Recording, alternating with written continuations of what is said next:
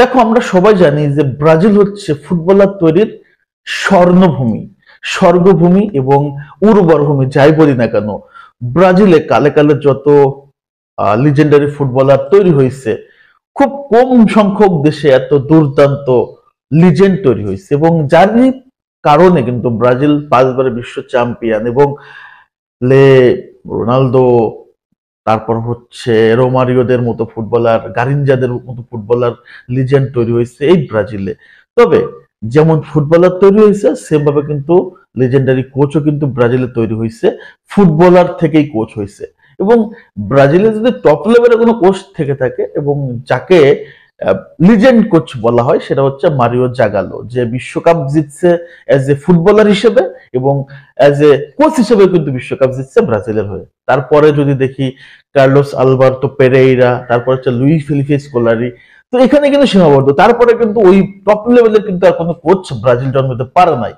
এরপরে ফুটবলার হিসেবে কোচ হইছে কার্লোস ডুঙ্গা, যে কিনা 1994 সালে বিশ্বকাপ জয়ী এ দলের ক্যাপ্টেন ছিল। তারপরে আসছে কে, আহ, তারপরে দলের দায়িত্ব নিচ্ছে হচ্ছে তিতে, বর্তমান দরিভাল জুনিয়র, এর আগে ছিল মনো মেনেজেস। তারা কিন্তু ওই লেভেলের টপ লেভেলের কোচ না, তাদের ভিতরে মোটামুটি মনদের ভালো হচ্ছে তিতে, যার জন্য তিতে কিন্তু লং টাইম স্টে করছে ব্রাজিল ন্যাশনাল টিমে। সো এই মুহূর্তে যেহেতু দলের কোচ হচ্ছে দরিভাল জুনিয়র, তাকে 26 পর্যন্ত আমাদের সহ্য করতে হবে, তার আগে কিন্তু তাকে স্যাক করার সুযোগ হয়তো বা নাই। কারণ কি? কারণ হচ্ছে এই মুহূর্তে স্যাক করলে ব্রাজিল টিমটা আরো এলেবেলে হয়ে যাবে। সো একটা কোচ আছে, বিশ্বকাপের বেশি দিন নাই, সো এই কোচটা টেনে নিয়ে যাক। তবে তবে ব্রাজিলের আগামী দিন, ব্রাজিলের হাল ধরবে কে? কারণ ব্রাজিলিয়ান ফুটবলার যারা আছে, তারা লিজেন্ড যারা আছে, তারা কিন্তু কখনো চায় না যে ব্রাজিল ফেডারেশন কখনো ব্রাজিলের বাহিরের কোনো কোচ নিয়োগ করুক, এটা তারা চায় না। এবং এটার জন্য কিন্তু কার্লো আনচেলত্তি ব্রাজিলের কোচ হতে পারে নাই। একটা দুই পক্ষ হয়ে গেছিল, এক পক্ষ কার্লোকে চাই, আর এক পক্ষ কার্লোকে চায় না। যার কারণে দুটা পক্ষের কারণে লাস্ট পর্যন্ত দরিভাল জুনিয়রকে কিন্তু নিয়োগ করা হয়েছে কার্লোর সাথে। ওই ডিলটা আসলে কি বলে, কলা পয়সা। তো এই মুহূর্তে আসলে নেক্সট দরিভালের পরে ব্রাজিলের হাল ধরতে পারে কে?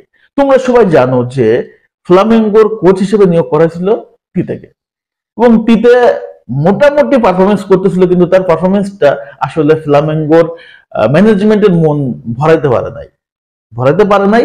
যার কারণে ফ্লামেঙ্গো নিয়োগ করছে হচ্ছে ফিলিপ হচ্ছে লুইসকে। এবং ফিলিপ লুইস বর্তমান ফ্লামেঙ্গোর দায়িত্ব নেওয়ার পর থেকে দুর্দান্ত করতেছে এই ফ্লামেঙ্গো। তার দলে নতুন ফুটবলার, ইয়াং ফুটবলার, সবকিছু মিলে দুর্দান্ত একটা সমন্বয় তৈরি করছে। এবং ফিলিপ লুইসের সবচেয়ে বড় যে সার্থকতা, সেটা হচ্ছে প্লেয়ারদের সাথে আন্ডারস্ট্যান্ডিং, এবং বয়সটা যেহেতু প্লেয়ারদেরই সেম টাইপসের, যার কারণে প্লেয়াররা তার কথা দুর্দান্ত বুঝতে পারে, এবং সে খুব সহজেই কিন্তু প্লেয়ারদের ভিতরে চলে যেতে পারে। যেমন আমরা দেখছি যে দানিলোকে কিন্তু সে নিয়ে আসছে জুভেন্টাস থেকে, আরো কিছু প্লেয়ার আছে। তো সবকিছু মিলে এই টিমটা দুর্দান্ত, এবং এই টিমটাকে দারুণ ভাবে আসলে কাজ করতেছে ফিলিপ লুইস। তার অধীনে 18টা ম্যাচ খেলছে ফ্লামেঙ্গো। সে 18টা ম্যাচের ভিতরে সে 12টা ম্যাচ জিতছে, 5টা ড্র করছে, ওয়ানলি মাত্র একটা ম্যাচ হারছে।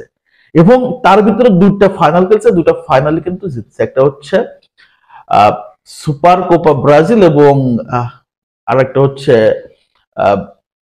ব্রাজিল কোপা দা ব্রাজিল।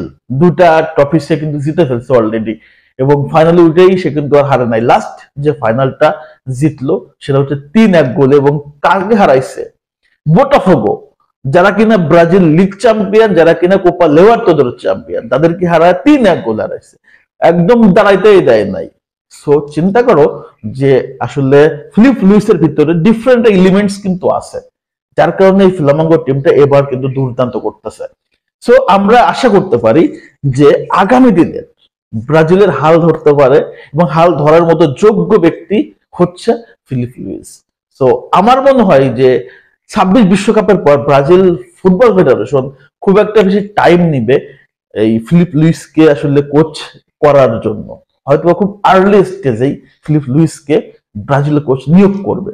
এটা হচ্ছে আমার পার্সোনাল ওপিনিয়ন, এটা কোনো সোর্স থেকে বলতেছি না। বিকজ আরো সে 1.5 বছর টাইম পাচ্ছে, এর ভিতরে সে নিজেকে আরো প্রস্তুত করবে।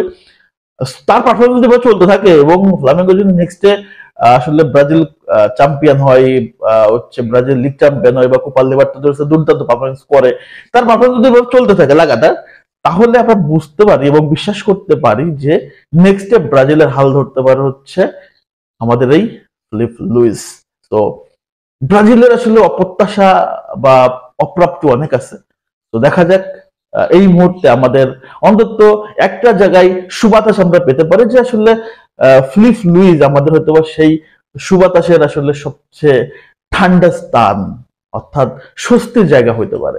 সো ফিলিপ লুইস সম্পর্কে তোমাদের মতামতটা কি? ফিলিপ লুইসকে তোমরা পছন্দ করো কিনা অবশ্যই কমেন্টস করে জানিয়ে দাও। সবাইকে ধন্যবাদ জানাচ্ছি। সবাই ভালো থাকো। আল্লাহ হাফেজ।